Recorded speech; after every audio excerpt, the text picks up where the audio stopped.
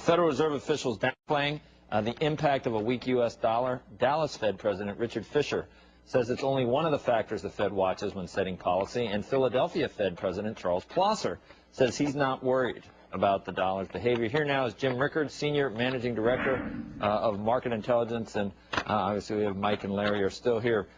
Jim, the president was in China for a while, a lot of coverage. How'd it go?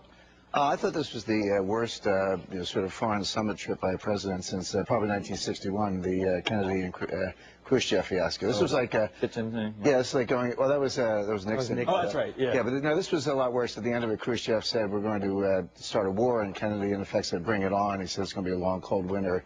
Turned out they didn't have a war, but that ended in total disaster. This wasn't quite that bad. Quite, yeah. This is like going on vacation and it rains for 5 days, and you just wish you'd stayed home in the first place. Weren't expectations low? How do you know what the New York Times?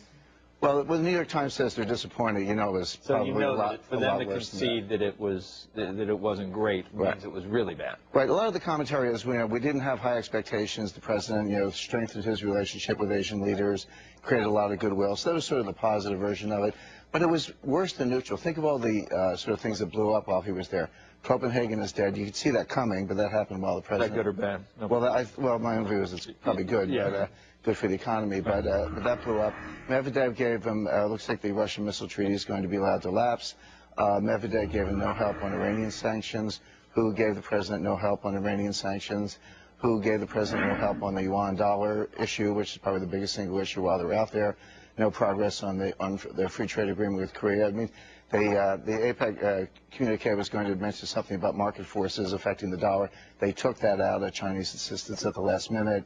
He shakes hands with the Myanmar generals. No mention of Suu Kyi, and so it's just a lot of disasters along the way. Doesn't sound good. We had someone on earlier, or maybe it was in the copy, that it said, "What's wrong with the dollar going back to where it was before the crisis?" Well, that's certainly Bernanke's view. He's actually quite relaxed about the dollar. He says, look, we're nowhere near the all-time lows. We're kind of back to where we were, 15, 18 months ago. Between 1985 and 1987, the dollar went down 50% after the Plaza Accords. So they look at that and say, we've been here before. This is just a normal. We do this every 10 years or so. We did it in the 70s. We did it in the 80s, et cetera. My own view is that it's a much more unstable and dangerous world, that we're not doing it in the same environment we had in the 1980s. The biggest single difference is in the 80s, our creditors were Japan, Europe, and the Arabs.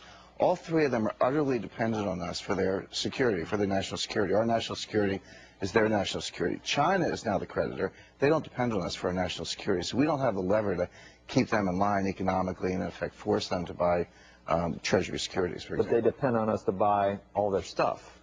They do, and it is a very important two-way trading relationship, but all the more reason from their point of view to keep the yuan pegged to the dollar. They have no interest in revaluation now. Eventually down the road, we have a massive interest. We do. Why? Because you look at the formula for GDP.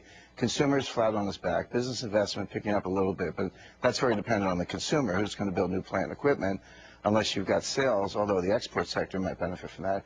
Government spending has been propping up the economy, but it's completely non-sustainable. That's recognized. And so what's left? Net exports. And so if we can bring...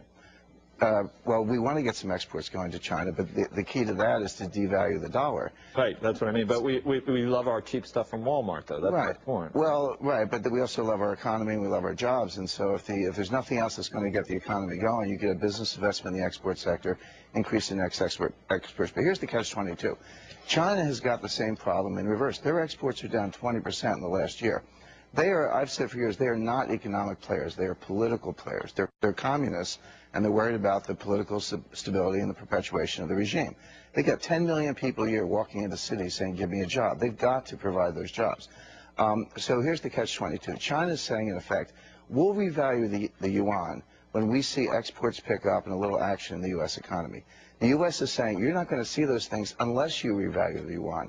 So this kind of reminds me of, Bernanke's trying to break the Bank of China. This reminds me a lot of Soros and the Bank of England in 1992, where they were trying to defend sterling, and Soros just said, I'm selling sterling. Bank of England bought it until they finally broke.